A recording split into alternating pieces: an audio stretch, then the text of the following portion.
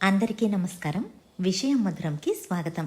ఇంతకు ముందు వీడియోలో భీష్ముడి ముందు జన్మ శాపం గురించి తెలుసుకున్నాం. ఈ వీడియోలో భీష్ముడు పెళ్లి చేసుకునని భీష్మ ప్రతిజ్ఞ ఎందుకు చేశాడో తెలుసుకుందాం. ముందు కథలో చెప్పుకున్నట్టు కురువంశపు రాజైన శంతనుడు ఒకసారి అడవికి వేటకు వెళ్ళి అక్కడ ఒక కన్యను చూస్తాడు. ఆవిడే గంగాదేవి. గంగాదేవిని పెళ్లి చేసుకోమని అడిగినప్పుడు తను 3 షరతులు పెడుతుంది. అదేంటంటే తనను ఎవరు అని అడగకూడదు, తను ఏ పని చేసినా ఆపకూడదని, తను ఎందుకు అలా చేస్తోంది అడగకూడదని చెబుతుంది. ఈ 3 షరతులకు ఒప్పుకున్న శంతనుడు గంగాదేవిని వివాహం చేసుకుంటాడు.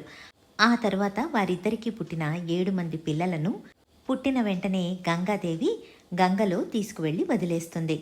8వ కొడుకుని తీసుకెళ్లబోతూ ఉండగా శంతనుడు ఆపి, ఎవరు నువ్వు, ఎందుకు ఇలా చేస్తున్నావు అని అడుగుతాడు. అప్పుడు గంగాదేవి ఇతన్ని చంపే ఉద్దేశం తనకు లేదని, ముందు చంపిన 7 మందిని శాపవశాత్తు అలా చేయవలసి వచ్చిందని ఆ కథను శంతనుడికి వివరిస్తుంది. ఆ కథ మనము ఇంతకు ముందు తెలుసుకున్నాం. తరువాత గంగాదేవి 8వ పిల్లవాడికి దేవవ్రతుడు అని నామకరణం చేస్తుంది.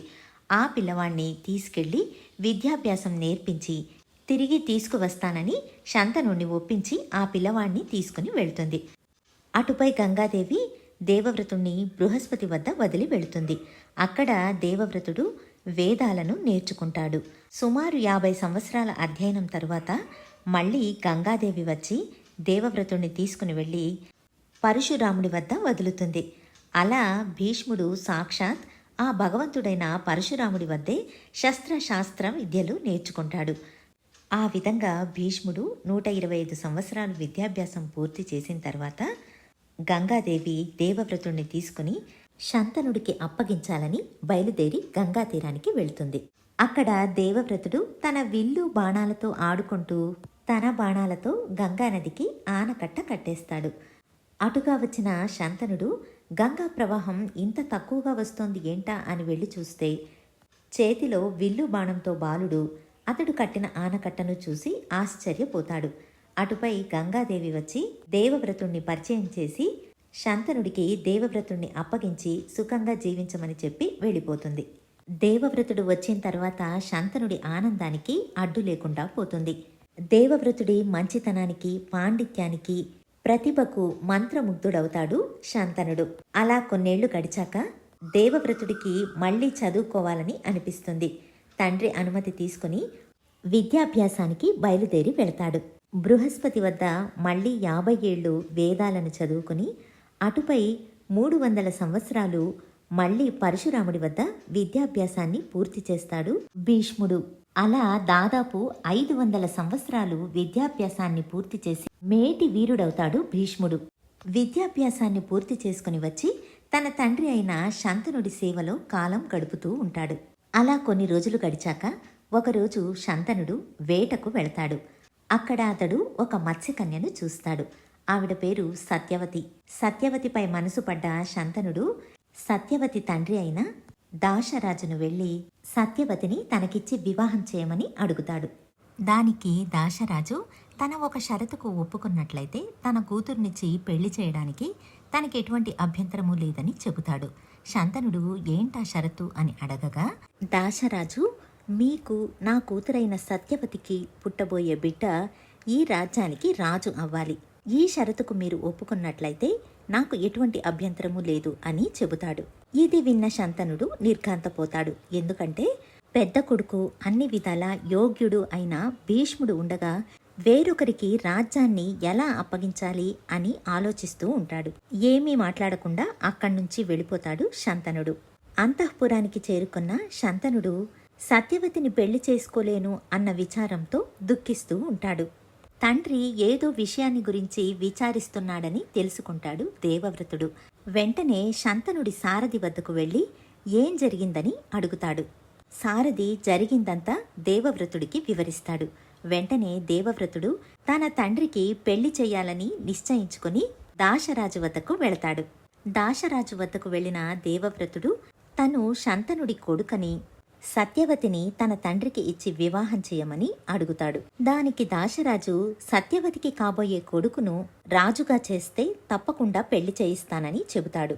దానికి దేవవ్రతుడు దాశరాజుతో నేను ఎప్పటికీ రాజు పదవిని చేపట్టనని ప్రతిజ్ఞ చేస్తున్నాను. మీ కోరిక ప్రకారం సత్యవతి పిల్లలే కురురాజ్యాన్ని పరిపాలిస్తారు అని చెబుతాడు.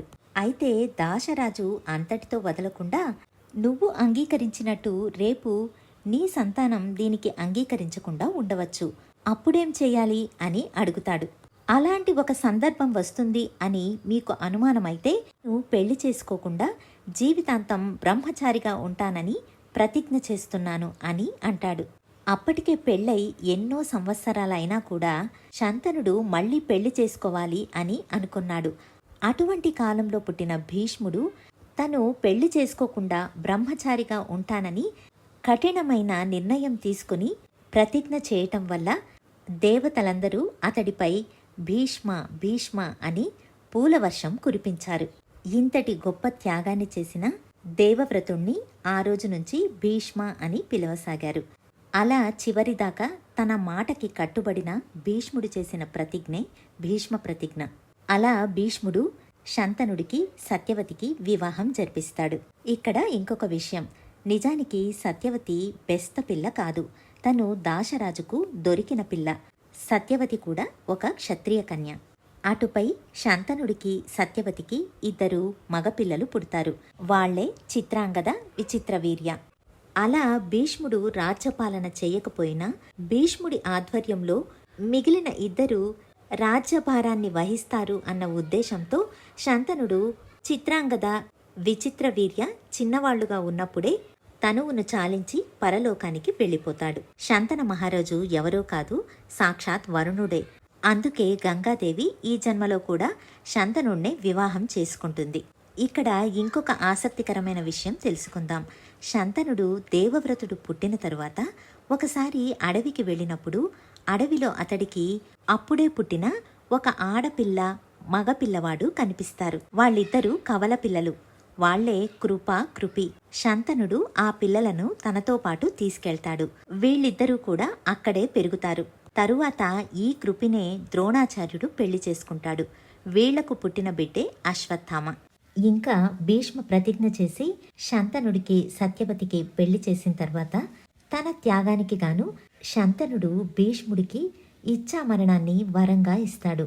అంటే భీష్ముడు తను చనిపోవాలి అని అనుకున్నప్పుడు మాత్రమే తన ప్రాణం పోగలదు. అటువంటి వరాన్ని శంతనుడు భీష్ముడికి ఇస్తాడు. ఇదండి శంతనుడి కథ. మళ్ళీ మరొక మంచి కథతో మీ ముందుంటాను. ధన్యవాదాలు.